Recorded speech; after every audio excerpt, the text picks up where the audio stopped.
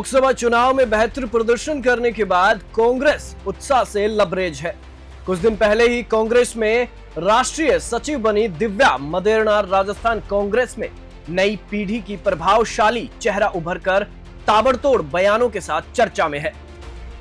हरियाणा और जम्मू कश्मीर में चुनाव की बयार शुरू हो गई है। वहीं राजस्थान के ऐसे कई रणबांकुरे हैं जिनको मैदान में उतारा गया है, यानी कि उन्हें चुनाव की कमान सौंपी गई है। बात कर लेते हैं पूर्ववर्ती सरकार की विधायक दिव्या मदेरणा। हालांकि दिव्या मदेरणा हमेशा से अपने बेबाक बयानों से चर्चाओं में रहती है। एक बार फिर से जम्मू कश्मीर की जिम्मेदारी मिलने के बाद एक बार फिर से दिव्या मदेरणा ने अशोक गहलोत पर निशाना साधा है।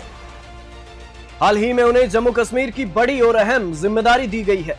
इसके बाद से दिव्या मदेरणा की उम्मीदें उफान पर है और पार्टी में नई जिम्मेदारी मिलने के बाद एक बार फिर से खुलकर बोलना शुरू कर दिया है। पार्टी की तरफ से बड़ी जिम्मेदारी मिलने के बाद दिव्या मदेरणा लगातार किसी न किसी वजह से चर्चा में बनी हुई है और अब एक बार फिर से पूर्व मुख्यमंत्री अशोक गहलोत को लेकर दिव्या मदेरणा ने जो बयान दिया है, इस बयान पर सियासी गलियारों में चर्चाओं का बाजार गर्म हो गया है। दरअसल दिव्या मदेरणा ने एक निजी समाचार एजेंसी को इंटरव्यू दिया था। इसी इंटरव्यू में पत्रकार ने सवाल पूछा था कि मौजूदा स्थिति को देखते हुए राजस्थान में कांग्रेस किस चेहरे के साथ आगे बढ़ सकती है, अशोक गहलोत, सचिन पायलट, गोविंद डोटासरा या फिर कोई और चेहरा।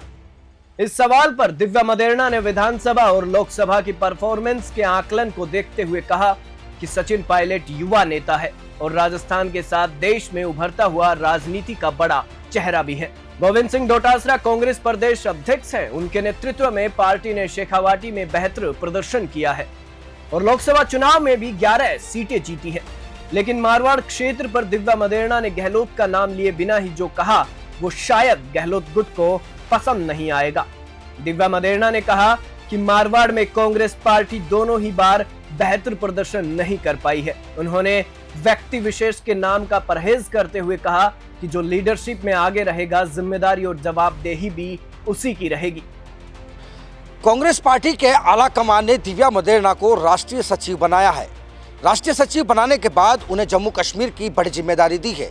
वहीं इन दिनों जम्मू कश्मीर में लगातार दिव्या मदेरणा ताबड़तोड़ रैलियां भी कर रही है।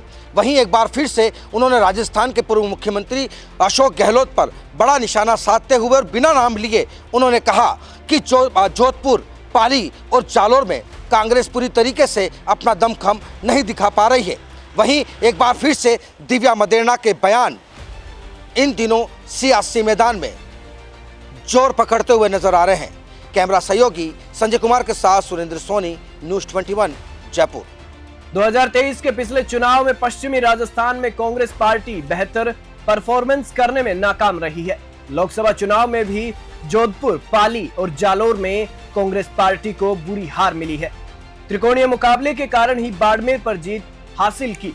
पूर्वी राजस्थान और शेखावाटी क्षेत्र में बेहतर प्रदर्शन हुआ, लेकिन पश्चिमी राजस्थान में कांग्रेस पार्टी को नाकामी मिली, क्योंकि जो जातियां एक साथ बैठा करती थी वहीं जातियां अब आमने सामने हो गई हैं। दिव्या के इस बयान को सीधा सीधा अशोक गहलोत के साथ जोड़ा जा रहा है और जोड़ा भी क्यों न जाए, आखिरकार उन्होंने सीधा जोधपुर, जालोर, पाली लोकसभा का जिक्र गहलोत को निशाने पर लिया, क्योंकि कहा जाता है कि जोधपुर अशोक गहलोत का गढ़ है।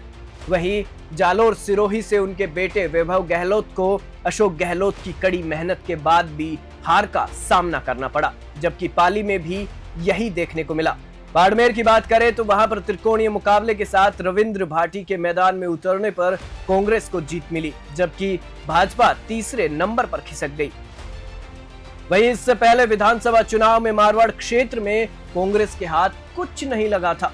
इसका अंदाजा आप जोधपुर के चुनाव के परिणामों से लगा सकते हैं। जोधपुर की 10 विधानसभा सीटों में से सिर्फ 2 सीटों पर ही कांग्रेस जीत पाई थी, जबकि भाजपा ने 8 सीटों पर जीत का परचम लहराया था। अब इन सभी बातों को लेकर दिव्या मदेरणा बिना नाम लिए गहलोत को घेर रही है। वहीं इस इंटरव्यू के दौरान दिव्या मदेरणा ने अपने दादा के सीएम नहीं बन पाने और 25 सितंबर 2022 की घटना को लेकर भी कई बड़े खुलासे किए। खैर, दिव्या मदेरणा के सियासी बयान के बाद राजस्थान कांग्रेस पार्टी में भी सियासी पारा उफान पर है। वहीं देखना होगा कि आगामी दिनों में दिव्या मदेरणा के निशाने पर और कौन कौन से बड़े नेता पर अपना सियासी बयानबाजी का तीर चलाती हैं। इसे देखना भी दिलचस्प होगा। Bureau report, news 21, Jaipur.